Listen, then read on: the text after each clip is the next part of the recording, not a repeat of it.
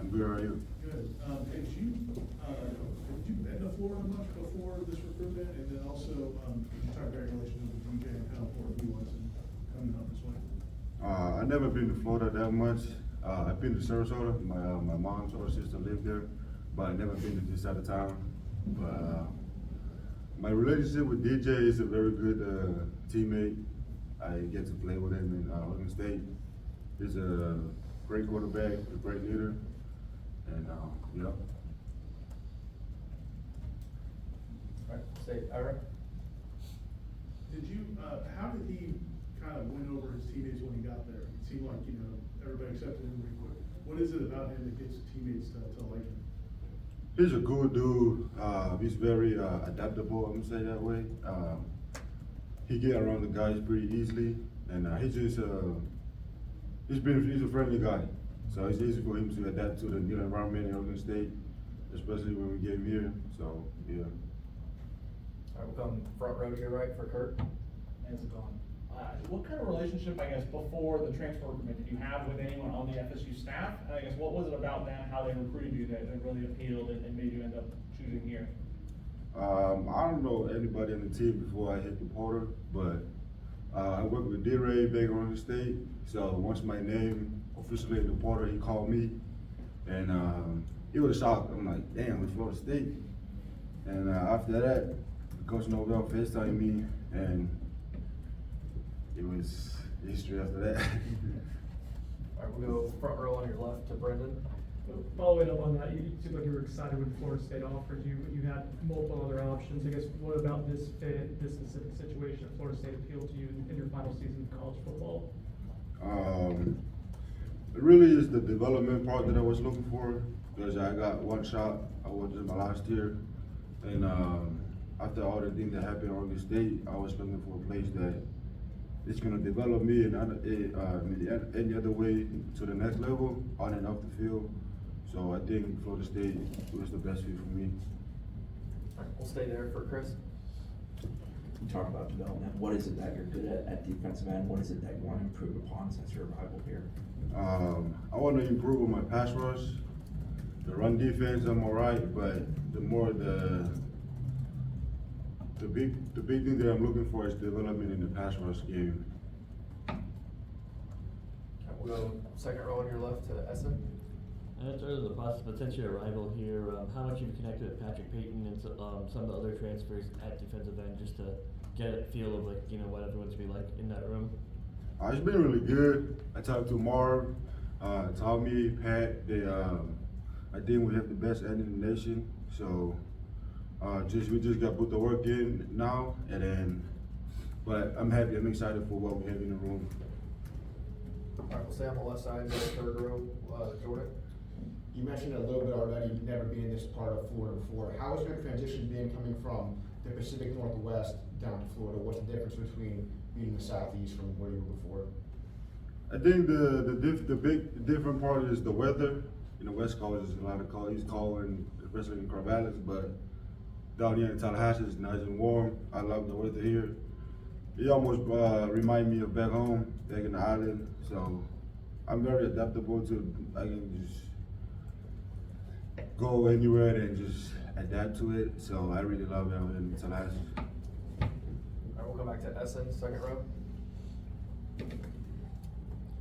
Playing the Pac-12 last year, everyone said that, the final year of the Pac-12, everyone said that was the best conference football last year. What did you learn, and what can you bring to moving over to the ACC?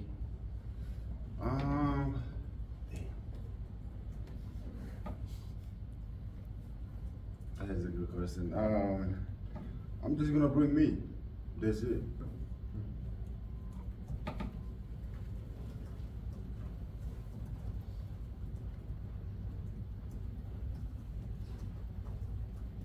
We'll come back over here to your right for Ira. When did you come to the U.S. and when did you first start playing football? I was born and raised in Tonga. I started playing football in 2016. I was in Hawaii for 3 years, for my 3 years of high school, and that high school got shut down. I moved to Cali, San Bernardino, for my senior year of high school, and then I went to Oregon State after that. So would be Aslan, back right. So like, how does that all kind of develop for you? I mean, when you were in Tonga, were you watching American football and being a fan of it, or was it later on in life that? Nah, there's no football back home. Where I'm from, we grew up playing rugby. Football wasn't around me until I get here to the state. I think I was 16 years old when I started learning about what football was. But yeah, football wasn't around me when I was little. So the transition it was hard but easy because I grew up in rugby. So the physicality of the game is easy for me to transition. But other than learning the playbooks, the rules for rugby, putting the helmets or the bets on, that was the toughest part for me. But as I get used to it, now I love football. Ira? Did you, those early days of football, did they try you in different positions? And also, I've seen the pictures of you when you cut the hair. Oh yeah, I just got, in high school I moved around. I just moved around because we didn't have that much guys. So I was play tackle at once and play tight end, and I was a linebacker at once, but I think I'm a true DN. But yeah, I got my hair before after I committed, I decided to cut my hair. It was a new start for me. And I heard it get hot out here in Florida, so yeah, I gotta prepare for that. We'll go back to Aslan, in the back right. Was part of the plan to move to Hawaii to play American football permanent, or did you move to Hawaii and then took up the sport? Yeah, I'm gonna tell you a story. This guy is a legendary coach in Hawaii, Coach Levi. He wanted to give back to the community by going back home and bring some of the guys that want to chase the American dream. So he brought 9 of us to Hawaii for high school and football. And then after 3 years, the high school got shut down, and then we all go our own ways. And then he found his high school in San Bernardino and brought me there for my senior year. And then I went to Oregon State after that. We're gonna let Aslan have a follow-up on that one. I guess, just like per capita, I know there's not American football in Tonga, but there's so many Tongans and Polynesians that play the sport. And how proud are you guys of your heritage to represent? And it just seems that there's something about your guys' culture that allows you guys to be successful at this sport. Yeah, we are very proud people, and seeing that there's not a lot of us to get to play the sports is all due respect for all the people that went before me. But yeah, it's a very proud thing to be able to play the game that we're not used to it or something. But yeah, it's good. We'll go back to Ira, second row on your right. Just following up on the earlier question, so how many of those 9 guys, do you know how many of them made it, or to college football, or still stuck with football? I'm the only one left. Really? Yeah. I love all the guys, but it was hard. We all left home when we was 16 years old. Left the whole family still back in the island, but everybody has to do their own sacrifice to get where we at. But thank God I'm still here. You mentioned the relationship you have with D-Ray. How many other schools were interested, and how hard did you have a hard decision, or was it pretty much Florida State right now? It was a hard decision for me. It was a lot of school that talked to me, but they mainly talked to my uncle. I let my uncle handle all that, so he just talked to me after. It was Michigan State, USC, and Oklahoma State, and a couple other schools, Texas A&M. But the time was very short that I had to make a decision. It was after the bowl game, and I only get 5 days to make the decision. I helped in the portal last like 3 hours before the portal closed, and it was between here and USC, and USC the school part they didn't really take some of my credit, but Florida State was able to take most of it, and like I mentioned before, the development was better here. So I'll go back front row on your left to Brendan. You mentioned moving from home at this point. You've been out of state. You've been in Pacific Northwest, now Southeast. What has moving around been like for you? And like, I guess how for you the see family? Are they able to get out to games? How does that work for you guys? It's been tough. My parents never left the island. They never see me. They never see me play the game, and they don't understand what football was. But it's been tough. But I train myself to like don't think about it too much. But yeah, now that I'm used to moving around. I left home when I was 16 and left my parents big like 1,000 miles behind. Now I'm getting to a point that I'm just used to it already. So yeah. Okay, we'll stay there for Chris. In the last month of being here, how have you felt like settled in? What have you learned about Tallahassee and what has it been like for you?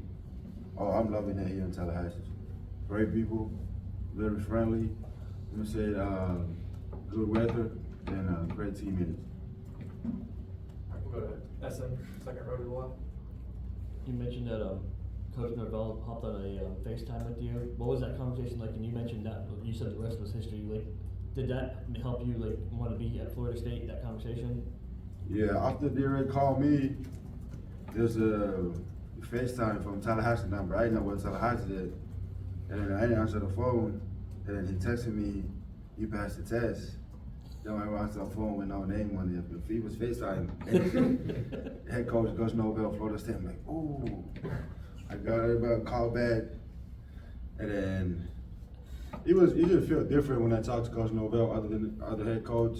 The energy that he bring over the phone, even when I get here on my official visit, the energy that he bring every day is just different. Like I don't think you get that anywhere else. And even I committed, he called me, he was all happy, and then I thought it was just only like that for the recruitment. But practice, he did the same thing. That's what really stood out to me, the energy that he bring, which is good to push everybody to get better. So, yeah. We'll go to Aslan in the back right. Sione, when you talk about development, you've only played the sport for 7 years. How much do you feel that you've developed year over year, and how excited are you, and how confident are you that you have even more room to grow this upcoming year? I've been playing the game since I was 16. So the first 3 years was just getting into football, not learning the playbook was, what the defense was, what the offense was. But during this day, I really developed a little bit there with my old coach. He really taught me first with the language. Like coming here with no English was hard, and learning the playbook was English. So it was the toughest part for me. But having back in Oregon State, there's this coach that me and him speak the same language, so he teaches me the playbook in our own language. So he's gonna help me pick up the plays pretty fast.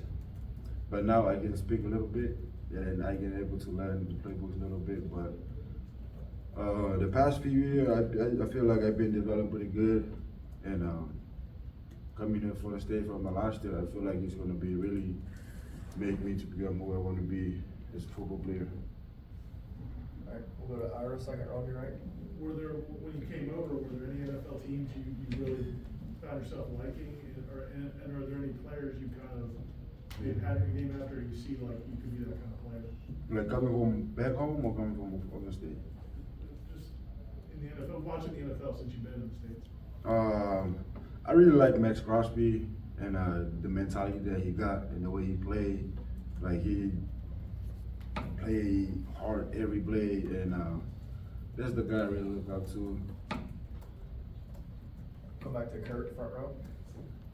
You talked about it, knowing the development at Florida State. I guess, how aware were you before you entered the portal about, what they've done with guys like Jermaine Johnson, with Jared Verse, and I guess how much did that play a role of, I think they could do something similar with me?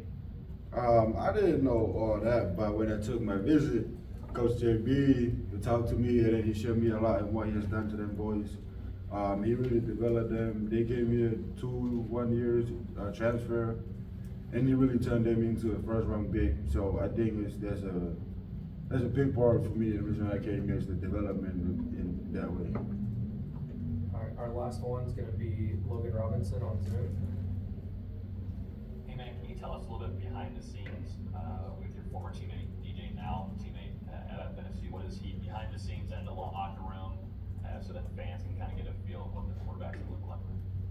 He's just a great dude. Like I said before, he's a great leader.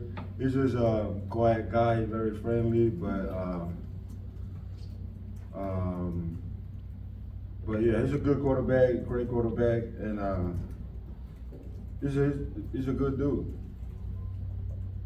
All right, thank you.